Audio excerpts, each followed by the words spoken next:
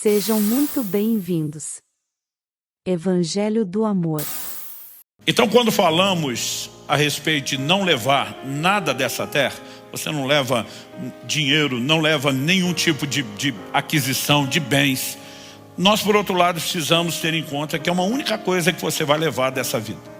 A única coisa que você vai levar daqui. Apocalipse 14:13 diz: então ouvi uma voz do céu dizendo, escreva, bem-aventurados os mortos que desde agora morrem no Senhor. Sim, diz o Espírito, para que descansem das suas fadigas, pois as suas obras os acompanham.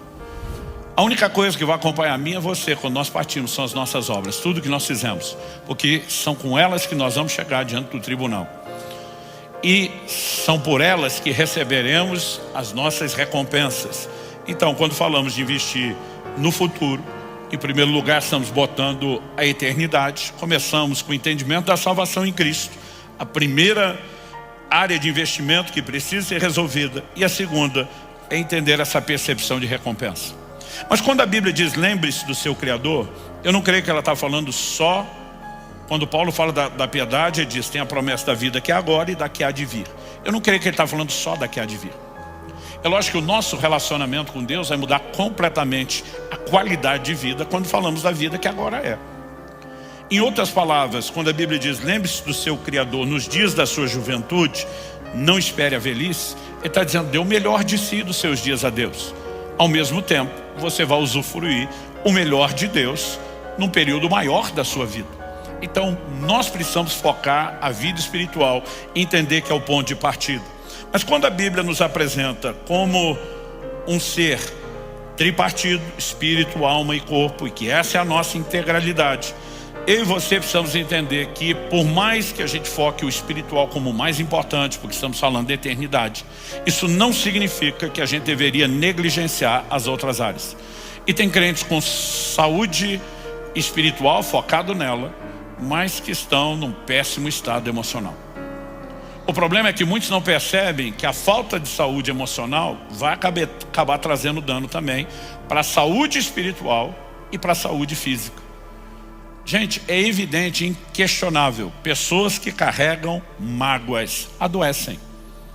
Aliás, alguém definiu o ressentimento mais ou menos dessa forma, que o ressentimento é como se você tomasse um pouco de veneno todo dia esperando que quem te feriu morra, mas quem está se matando é você. Quando a Bíblia diz para que a gente guarde do coração a mágoa, é porque ela traz dano. E ela não traz dano só para as suas emoções. É lógico que isso já seria um baita do estrago. Nosso filtro, nossa capacidade de percepção da vida, de alegria, né, de viver, muitas vezes está sendo comprometida, totalmente danificada por causa de mágoas que carregamos. E a gente precisa pensar, quando falamos de investir no futuro, que nós temos que guardar o coração. Hebreus capítulo 12, verso 15 diz, cuidem. E a Bíblia não pediria cuidado se eu e você não corrêssemos algum nível de risco, não houvesse alguma vulnerabilidade, alguma probabilidade de tropeçar na área. Cuidem para que ninguém fique afastado da graça de Deus e que nenhuma raiz de amargura brotando cause perturbação e por meio dela muitos sejam contaminados. Antes de falar do dano relacional, porque quem está amargo vai contaminando, ele contamina não só a sua vida, mas contamina outros. A Bíblia diz, cuide para que ninguém se prive da graça de Deus. Porque problemas emocionais nunca são só emocionais. Aliás, o verso anterior, eu li Hebreus 12, 15. O 14 diz, seguir a paz com todos e a santificação sem a qual ninguém verá o Senhor. Dentro da visão de santificação, ele vai falar sobre guardar o coração para que não haja raiz de amargura. Porque a raiz de amargura vai trazer dano não só para a nossa emoção, vai afetar não só a saúde física, mas afeta também a saúde espiritual. Então a gente deveria guardar o coração para que ninguém seja tocado pela raiz de amargura. Pastor, e quando a gente não guardou e a raiz entrou, aí tem que expurgar o veneno, tem que eliminar o mal. Colossenses capítulo 3, verso 13 diz, suportem-se uns aos outros e perdoem-se mutuamente. Eu gosto desse mutuamente, porque às vezes a gente acha que é só a gente tem que perdoar alguém. A gente esquece quantas vezes causou dano e precisou de perdão, ou ainda vamos precisar. O texto diz, perdoem-se mutuamente, caso alguém tenha motivo de queixa contra outra pessoa. Assim como o Senhor perdoou vocês, perdoe também uns aos outros. Se você pensar só no aspecto emocional, já seria um bom motivo para guardar o coração da mágoa. Uma das coisas que fez eu de cara me apaixonar pela Kelly. Seu sorriso está me distraindo, meu amor. Foi a forma com que ela leva a vida com leveza. A prioridade de tratar as coisas pela perspectiva da alegria, né? E ao mesmo tempo da leveza. Então assim, sem estresse, né? Enquanto eu já vivi altas cargas de estresse, eu vejo assim, a Kelly fazendo questão de dizer, dá pra gente simplificar. Mas não se trata só desse impacto na qualidade de vida emocional, que só isso já seria um belo investimento. A pergunta, como nós dissemos antes, é como é que isso afeta a vida espiritual? Nos priva da graça de Deus, nos desconecta de receber o que Deus tem. Jesus diz que quem não perdoa não será perdoado. Ele perde todo o investimento que fez na vida espiritual quando não cuida do investimento da vida emocional. E ainda dá lugar para que Satanás age. Olha o que Paulo diz em 2ª Epístola aos Coríntios, no capítulo 2, versos 10 e 11. A quem vocês perdoam alguma coisa, eu também perdoo. Pois o que perdoei, se é que perdoei alguma coisa, eu fiz por causa de vocês na presença de Cristo. Aliás, esse é o lugar de praticar o perdão, na presença de Cristo. Diante da consciência de que Ele está olhando e com os recursos dele, na presença de Cristo, para que Satanás não alcance vantagem sobre nós, pois não ignoramos quais são as intenções dele. Então primeiro ele está dizendo que o diabo pode levar vantagem sobre alguns e que a gente não deveria ser inocente. Paulo está dizendo, nós sabemos quais são suas intenções. Outra tradução diz, não ignoramos suas maquinações. Quais são as iscas, as armadilhas que ele quer colocar diante de nós. E a ofensa é uma delas. Porque Jesus diz que quem não perdoa vai para a prisão. Não é só prisão emocional, também espiritual. E diz que quem não perdoa entrega aos verdugos, torturadores. Então tem gente não só perdendo saúde física, né, emocional e espiritual por falta de perdão. Nós precisamos guardar o coração. Agora eu não sei você, teve uma época que eu lia sobre Deus mandando a gente perdoar. E meu senso de justiça, desde que eu me entendo por gente, sempre foi muito forte. Eu dizia, não é justo. O cara faz o que quer, agora eu tenho que perdoar. Para mim é como se Deus amasse mais o ofensor do que o ofendido. Mas se você olhar para o ensino bíblico como um todo, em primeiro lugar, não há perspectiva de Deus ser injusto. Hebreus 6,10 diz, Deus não é injusto. A justiça é a base do seu trono, do seu caráter. Então você vai ver afirmações na Bíblia como a ira do homem não opera a justiça de Deus. Em outras palavras, Deus está dizendo, você quer se vingar, você vai fazer a sua justiça, a minha não entra em operação. Mas se você quer que eu seja o justo juiz, sai do caminho. Larga a mão de ser besta, com o perdão da palavra, e tentar ser você o juiz do que você não sabe, né, e nem como fazer, e deixa comigo. O perdão não significa injustiça.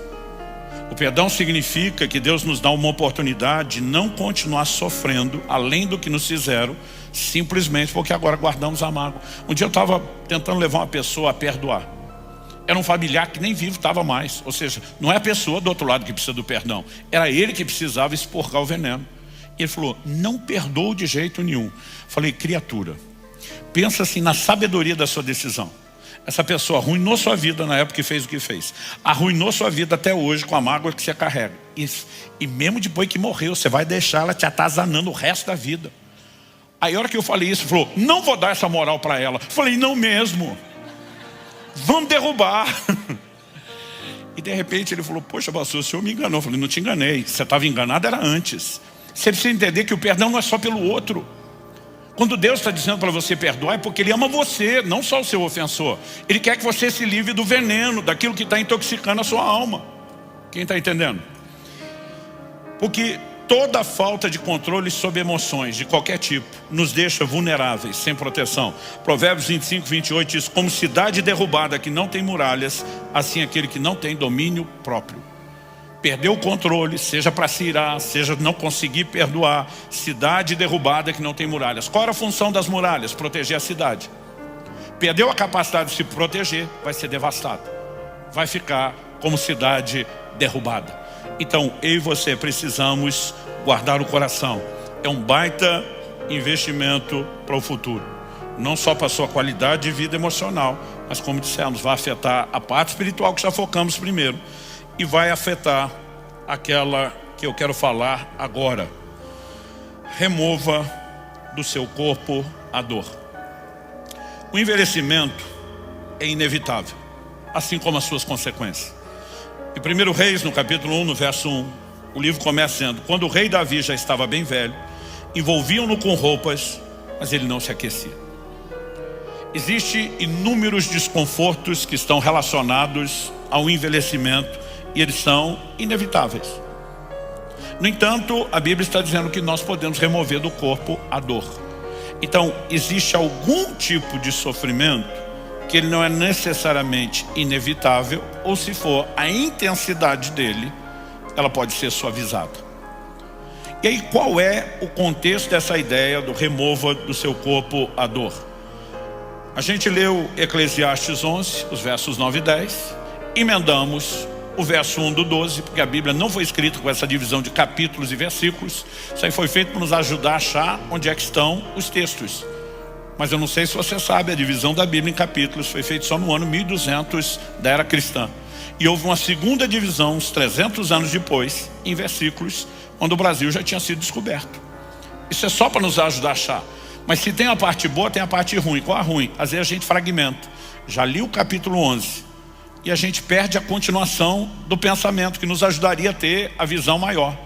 Então, depois de dizer no verso 1, lembre-se do seu Criador nos dias da sua mocidade, antes que venham os dias maus e cheguem os anos em que você dirá, não tenho prazer neles. Na sequência, eu vou ler agora na NVI, a nova versão internacional. Ele diz assim, antes, ele continua a ideia, lembre-se do seu Criador, antes que venham os dias maus, os que não têm prazer. Aí diz, antes que se escureçam o sol e a luz, a lua e as estrelas, e as nuvens voltem depois da chuva. O que ele está falando com a nuvem? Aquilo que rouba a claridade. Como é que ela volta depois da chuva? Houve a precipitação, a nuvem sumiu.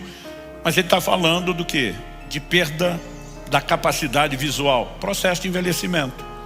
Ele segue e diz assim, quando os guardas da casa tremerem. Algumas traduções incluíram uma explicação que não está no original. Quando os guardas da casa, os teus braços tremerem. Quem são os guardas da casa? Aquilo que te permite se proteger.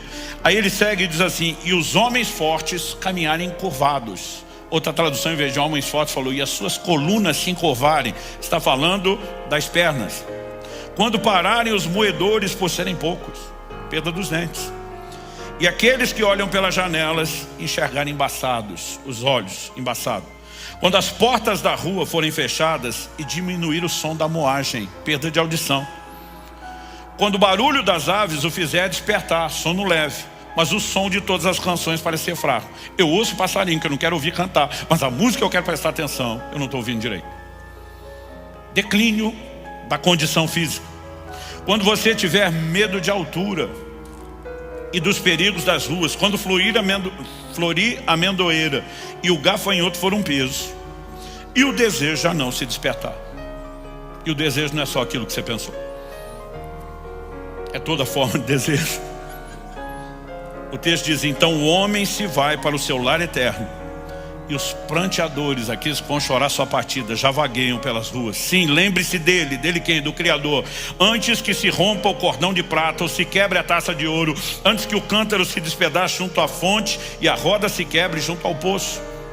Ele está usando alegorias que eram bem mais fáceis de entender naquele estilo de vida do que para mim e para você. Mas ele diz, antes que o pó volte à terra, de onde veio, e o Espírito volte a Deus, que o deu. Inscreva para receber mensagens da Palavra de Deus para seu coração. Compartilhe essa mensagem para mais vidas serem alcançadas. Que você tenha um dia repleto de paz e de bênçãos vindas da parte de Deus.